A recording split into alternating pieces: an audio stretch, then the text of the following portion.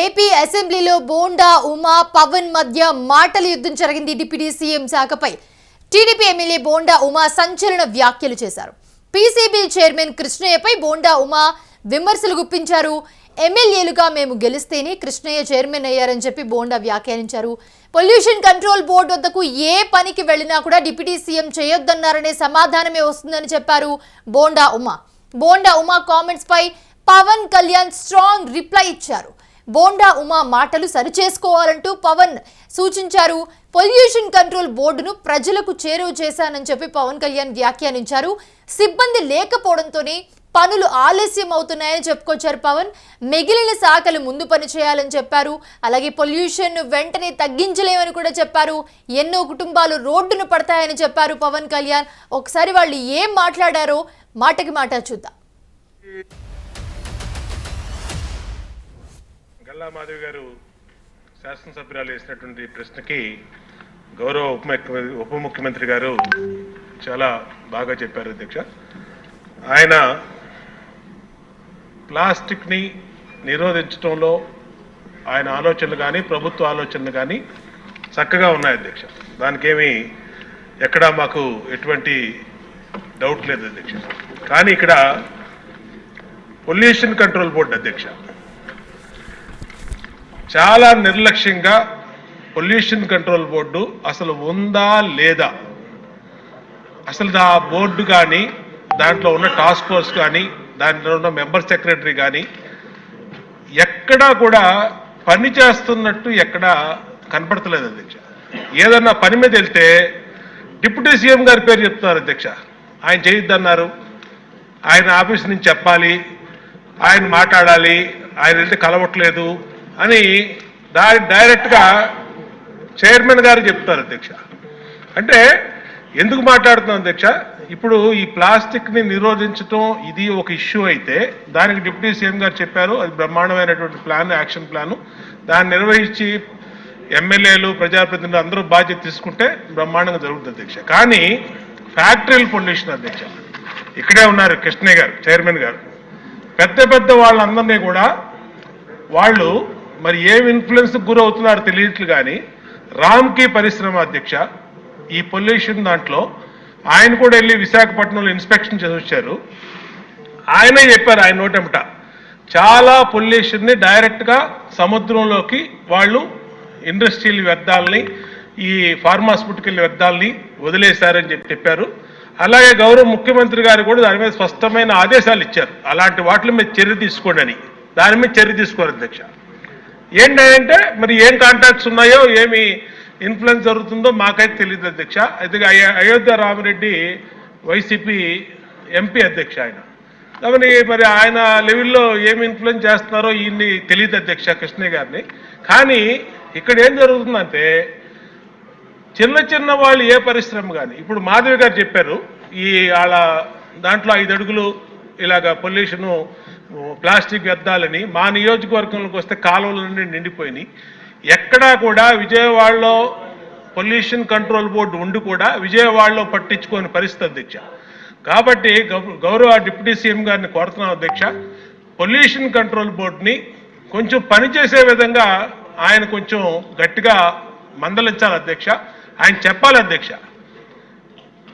ఏదన్నా రిప్రజెంటేషన్ ఆయన దగ్గరికి గౌరవ చైర్మన్ పొల్యూషన్ కంట్రోల్ బోర్డు తీసుకెళ్తే నేను ఇలాంటి ఎమ్మెల్యేలు చాలామంది చెప్పారు, నాకు 40 సంవత్సరాల నుంచి చాలామంది చెప్పారని చెప్పి మాట్లాడుతున్నారు అధ్యక్ష. అది కరెక్ట్ కాదు అధ్యక్ష.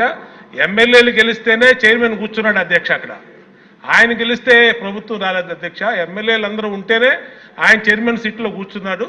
కాబట్టి దయచేసి ఆయనకి కూడా విజ్ఞప్తి చేసేది ఏంటంటే పెద్ద పెద్ద చేపల్ని పట్టుకోండి, మీరు యాక్షన్ తీసుకోండి. అయోధ్య రామిరెడ్డి రామ్కీ వాళ్ళని ఎందుకు వదిలేశారు, మీరు ఎందుకు వదిలేశారు చెప్పండి. ఈ సభలో ఇక్కడే ఉన్నాడు ఆయన.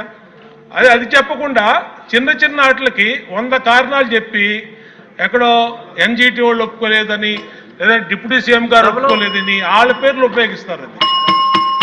ఈ సబ్జెక్ట్ ప్లాస్టిక్ అయినా సభలో లేని వాళ్ళ పేర్ల గురించి మాట్లాడటం కూడా కరెక్ట్. నాకు ఆవిడ చెప్పింది, మన గౌరవ మాధవ్ గారు చెప్పిన ఫస్ట్ అది మోర్ రెలవెంట్ క్వశ్చన్ కాబట్టి దీనికంటే first let me answer for that. ఈ ఉప్పలపాడు బర్డ్ శాంక్చురీ దాదాపు 9 అడుగులు 8 అడుగులు ఉండాల్సింది అది 5 అడుగులకు వచ్చింది అనేది. అలాగే గుంటూరులో ఈ కాలువల్లో పూడికలు కానీ ఇవి ప్రత్యేకించి నేను ఈ ఫస్ట్ గుంటూరుని మోడల్గా తీసుకొని ఈ దసరా తర్వాతే నేను ప్రత్యక్షంగా నేను వెళ్తాను ఇది ఎందుకంటే ఇది ఆల్రెడీ మేము గత కొద్ది రోజులుగా డిస్కస్ చేసి, ఎందుకంటే అపాయింట్మెంట్స్ కొంచెం లేట్ అయినాయి అందరికి. ఎందుకంటే pollution control board is very limited ఉంది మనకి, చాలామంది ఇంకా హైర్ చేయాల్సి ఉంది. గత ప్రభుత్వం కూడా నియమించాల్సిన సభ్యులను నియమించలేదు, కావాల్సిన సిబ్బందిని నియమించలేదు. Pollution control board is real. నేను ప్రాక్టికల్గా గౌరవ శాసనసభ్యులు బొండ ఉమామహేశ్వర గారు చెప్పిన దానికంటే వారికంటే ముందే నేను చాలా లోతుగా దీని మీద అధ్యయనం చేశాను అధ్యక్ష. చేసినప్పుడు ఒక షార్టేజ్ ఏముందంటే ఎంప్లాయీ షార్టేజ్ చాలా ఉంది.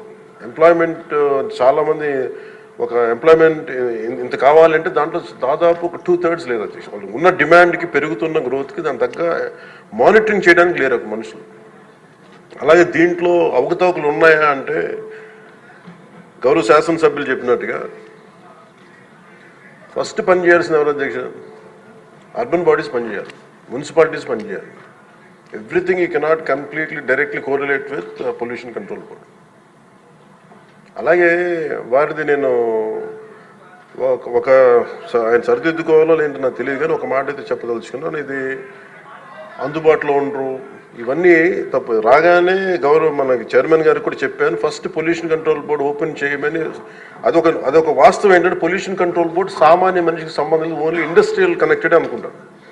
ఇది ఫస్ట్ టైం కృష్ణయ్య గారు వచ్చాక వారికి తెలియజేసిన హీ హ్యాస్ ఓపెన్ ఇట్స్. ఎవరైనా సరే ఎనీ ఆఫీస్కి వెళ్ళిపోయి మీరు పొల్యూషన్ కంట్రోల్ బోర్డు ఆఫీస్కి వెళ్తే మీకు అది ఓపెన్గా ఉంటుంది. దానికి నేను బాధ్యత తీసుకున్న తర్వాత మొట్టమొదటి చేసిన అధ్యక్ష.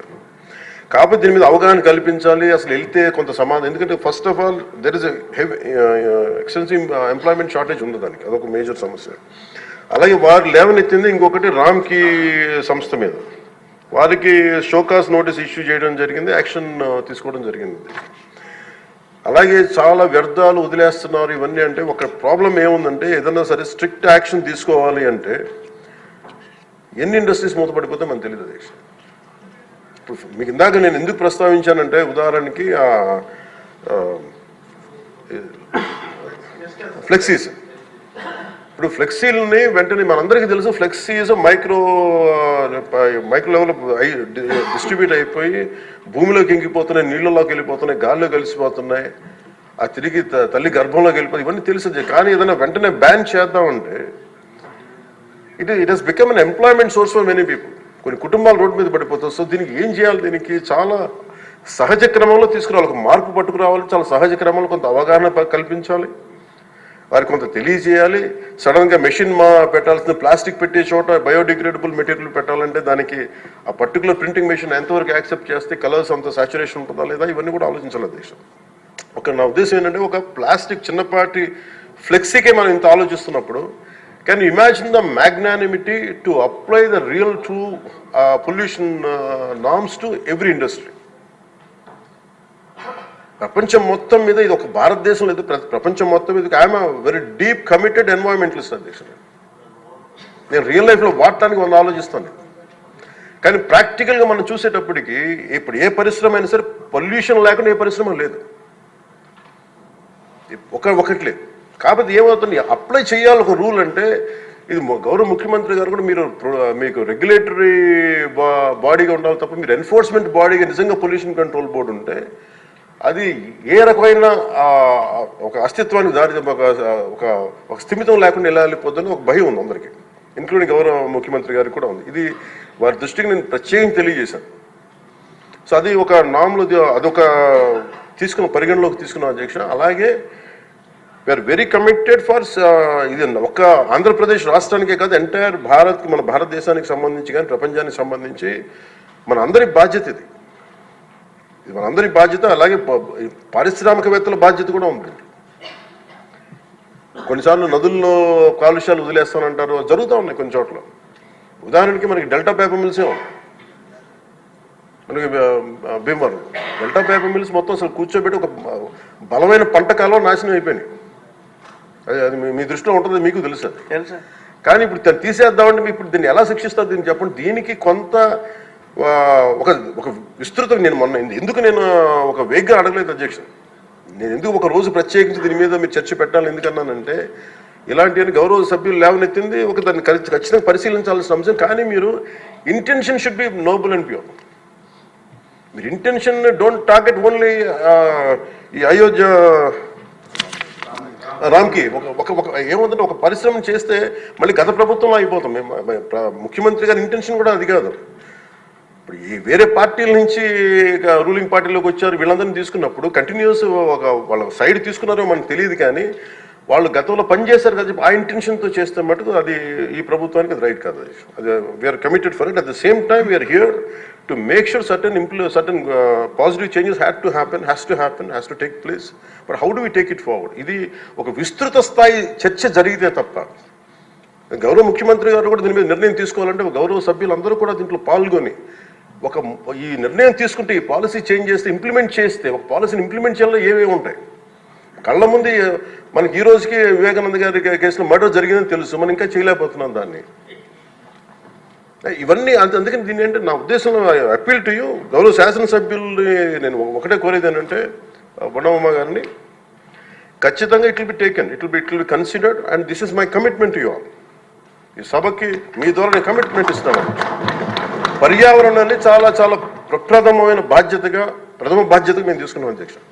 కాకపోతే దీనికి ఏంటంటే ఫండింగ్ ఇవన్నీ ఉన్నాయి. మేము ఫండింగ్ దాటి కూడా చెప్తున్నాం అధ్యక్ష. ఇది ఒక మీరు ఎమోషనల్ కమిట్మెంట్ అనుకోండి, దీన్ని ఒక గుండె లోతుల నుంచి వచ్చిన ఒక స్ఫూర్తితో చెప్తున్నా ఏదన్నా అనుకోండి. ఈరోజు మనకి నిజంగా పర్యావరణాన్ని పరిరక్షించాలంటే అంత నిధులు కూడా లేవు మనకి.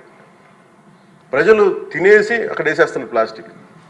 దీనికి చంద్రబాబు గారు మేము వెళ్ళి కూర్చోబెట్టి రోజు తీయలేం అధ్యక్ష. దీనికి దేర్ ఆర్ ఎనఫ్ ఎంప్లాయ్మెంట్. దాని అంత చాలా మంది ఎంప్లాయీస్ ఉన్నారు, ప్రజల్లో ఇది రావాలి. సో దానికి తగ్గట్టుగా ఏం చేయాలనేది ఈ సభ కొంచెం సీరియస్గా తీసుకొని దీని ఒక అవగాహన అందరికి కల్పించుకొని మనందరికీ ఒక బలమైన బాధ్యతగా తీసుకుంటే దాన్ని ఇది మనం ప్రజల్లోకి 5 కోట్ల మంది ప్రజల్లోకి తీసుకెళ్ళచ్చు అధ్యక్ష. అది మీ ద్వారా కోరుకుంటున్నాం. బట్ నేను మీకు మాట ఇస్తున్నాను అధ్యక్ష, మేము ఇప్పుడు ఈరోజు రామ్కి ఒక్కదాని గురించి చెప్పాను, మాకు 100 ఉన్నాయి అధ్యక్ష. ఇలాంటి నేను ఒక 25-50 చెప్పగలను as on today. But the purpose will be defeated. భయపెట్టడం పారిశ్రామికవేత్తల్ని, లేదంటే వాళ్ళని కూర్చోబెట్టి వాళ్ళని మనం ఏమేమి జరుగుతుందో వాళ్ళకి తెలియజెప్పి వాళ్ళ ద్వారా చేయించడం. ఇప్పుడు ఇదే నాకు డెల్టా పేపర్ మిల్స్ మనకి మొన్న కూడా ఉన్నాయి. ఆక్వా ఈరోజు 25,000 ఇన్ని వేల కోట్ల ఆదాయం ఆక్వా ఇస్తుంది. అది ఎంత పొల్యూషన్ క్రియేట్ చేస్తుంది మాట్లాడాలంటే. దాన్ని ఇండివిజువలైజ్ చేయలేదు. It should be total policy. అందుకని దీన్ని దృష్టిలో పెట్టుకొని మీరు దీన్ని ఈ ఒక్క ప్రశ్నతో ఈ ఒక్క పోటుతో కాకుండా విస్తృత స్థాయిలో మీరు ఒక రోజు దీని మీద చర్చించి, pollution is the future of our life. Pollution జరిగితే మనం ఎంత డబ్బులున్నా ఎంతున్నా ఆనందంగా బతకలేని పరిస్థితులు, మాస్కులు పెట్టుకోవాల్సిన పరిస్థితులు వస్తాయి భవిష్యత్తులో. అలాగే ఉన్నాయి యాజ్ ఆన్ టుడే. మీరు దీని మీద ఒక నోట్ చేయండి అధ్యక్ష. ఒక విస్తృత స్థాయి ఒక అసెంబ్లీ ఒక సభ జరగాలి దీని మీద. ఆ రోజు వచ్చేలోపు మేము ఏమేం చేసాం, ఈ రోజు గౌరవ శాసనసభ్యులు లేవనెత్తిన అంశాలన్నిటికీ నేనే ప్రత్యక్షంగా వెళ్ళి ప్రతిదీ నేను పరిశీలించి నేను దాని మీద సరైన మీకు ఒక నివేదిక అందజేస్తాను. నేను మీకు హామీ ఇస్తున్నాను.